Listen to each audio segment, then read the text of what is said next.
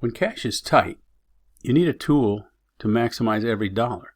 When cash isn't tight, you need a way to know how long that'll last. This tool will help you do both. My name is John Cipher, and I've owned businesses all my adult life. Since 1994, I've been helping other business owners learn from my mistakes at ceobootcamp.com. This tool came about when Nick said to me, I'm going to need $10,000 to make it through the end of the month. And he was right, but he was also wrong. When we did this tool and we put his entire year into it, what we learned was, yes, he would need $10,000 to reach the end of this month, but next month he'd need even more, and the following month more than that. But then his business would turn around and he'd be able to pay it all back. So it turned out he needed $60,000, not $10,000. And that allowed him to raise the entire amount he needed and to get out of the hole. If you're ready to see how this tool works, strap in and let's get started. Whenever you come across a new tool or software, before you get caught up in the shiny object syndrome, you should ask yourself why it might be useful to you. If it's not useful, don't bother. This tool has two ways it can benefit you. First, it will allow you to project cash flow into the future, so you can see if you're short and by how much. Secondly, it can help you make decisions when cash is tight. Maybe you can hold off making some payments and you'll be able to know which ones those are. Maybe you can push harder to get some money in. Let's take a look at how the cash flow tool works. Basically, it's a spreadsheet that shows you four things. It shows you the amount of cash you have at the start of the period. It shows you the total cash that comes in during the period. It shows you the amount of cash that goes out during that period of time. And finally, the amount of cash you'll have at the end of the period. And then, of course, that ending cash balance is the starting cash balance for the next period. I've got a copy of this tool, both as an Excel spreadsheet and a document with a set of instructions. Email me if you'd like a copy, john@ceobootcamp.com, or you can just follow along and create your own. It's not that complicated if you're familiar with the basics of how a spreadsheet works. So this is the basic spreadsheet. And the first thing to notice is that there's two pages at the bottom here, one for monthly and one for weekly, and then there's a page for the charts. They both work very similarly. The only difference is in the time frames that are across the top. The second thing to know is that the gray cells here have formulas in them, so don't mess with those. Anything that's gray has a formula. The white cells are for you to put data in. The white cells here, here, and over here. First thing you want to do is make a backup copy in case you mess it up. You'll probably need more rows. The way to add more rows is to come in the middle of one of these sections, either the green one or the red one. I'll tell you in a minute what they're for. And right click here and insert a row or more rows. Don't do that at the beginning, top, or the bottom of a section because you're more likely to mess up the formulas if you do that. But try to do it in the middle. Insert the rows that you need. If for some reason you need more columns, you can just copy the column and then paste it over into the next one. Now, that might be more useful to you in the weekly one here rather than the monthly one. But either way, that's how you get more rows and more columns.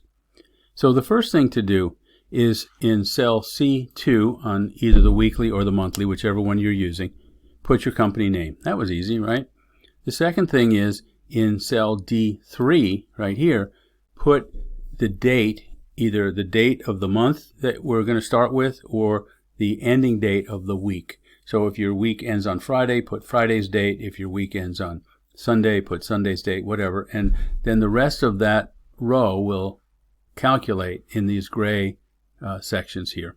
Then the next thing to do is in cell D5, put your starting cash balance. This is the amount of cash that you have in the bank when you're starting this. Now the green section here is cash in. And so what you'll do is you'll want a row for every different source of cash. And so this depends on what your company business model is. So in some companies like retail, you might just have a row that says retail sales. For wholesale companies, or if you're doing business to business, or if you're doing, let's say, large sales to consumers, like you're building homes or something like that, then you might actually make a separate row for each customer. And in the case of, say, a large project where you get paid at different times, you might have 3 or 4 rows for that same project. One for the deposit, one for the second payment, etc. And then you might have a row or 2 for bank loans or for investor money that you're going to put into the company. So you make the number of rows that you need and you title them properly. And then in the column for the month or the time period where that money is coming in, you put the amount.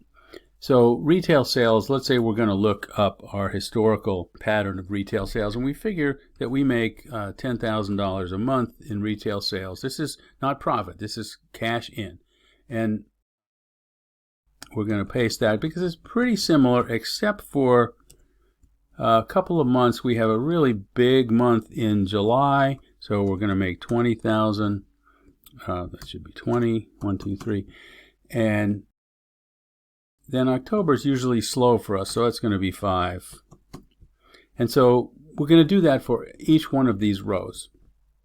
And then that will show us how much cash will come in during that period. Now, obviously, since we're talking about the future, it's based on the assumptions that your future is going to be like the past. But that's pretty easy to do in most cases.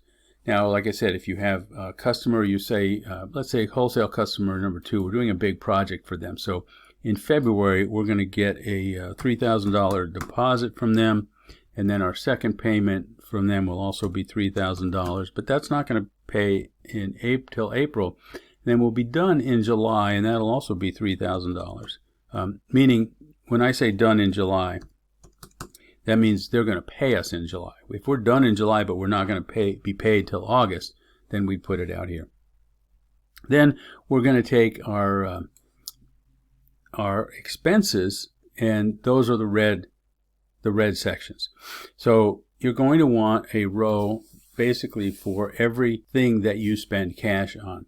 Now, a couple of things. You can get this from, for the most part, you can get this from your income statement. But some of these you can group together. So like payroll, you may have 4 or 5 lines in your income statement for payroll. So you may have the gross wages, you may have payroll services, you may have 3 or 4 different taxes that you pay. If you want, you can just lump those all together because they're all going to happen at the same time. So let's say we have $3,000 in payroll, but there's some months, so I'm going to copy this over, but there's some months that you have 3 paydays, and some months that you have 2. So we're going to have, let's say, 4,500 here, and 4,500 here, and we're going to do a Christmas bonus, so that's going to be 6,000.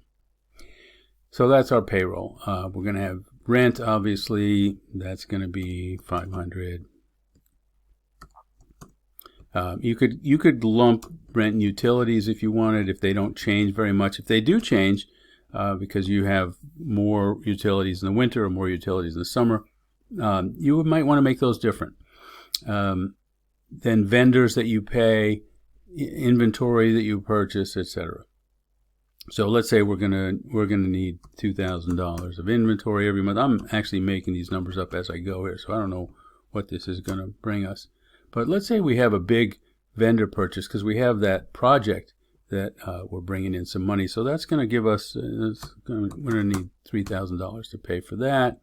And we want to build up something else, so we're going to need another $5,000 here.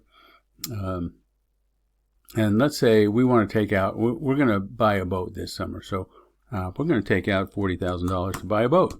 That's owner's draw.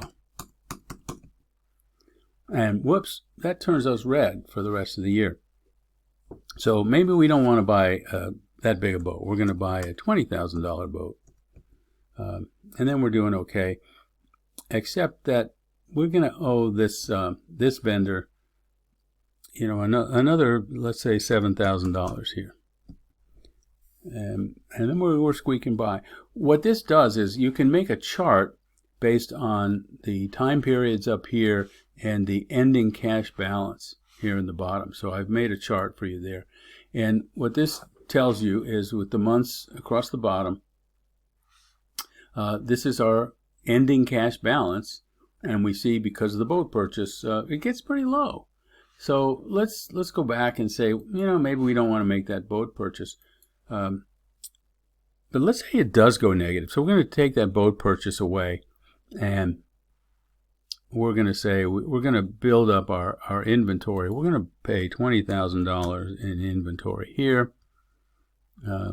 Need another zero there. And that's going to do us, but then, Christmas is a big time for us, so we're going to need some more inventory at Christmas. So we're going to probably need another, another $20,000 in inventory in September for the Christmas rush. And whoops, that's going to bring us negative again. So you can see on the monthly chart that shows us where our negative is. So we could say, well, what are we going to do about that?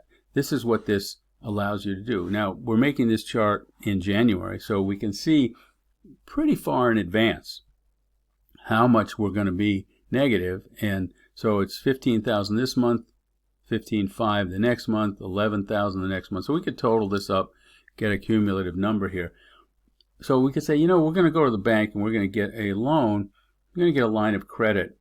And so let's say we're going to get a $100,000 line of credit, and we're going to try to get that in July.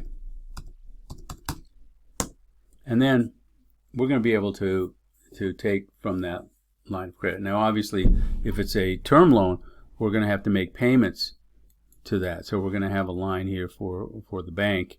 We're going to have to add in and make those payments.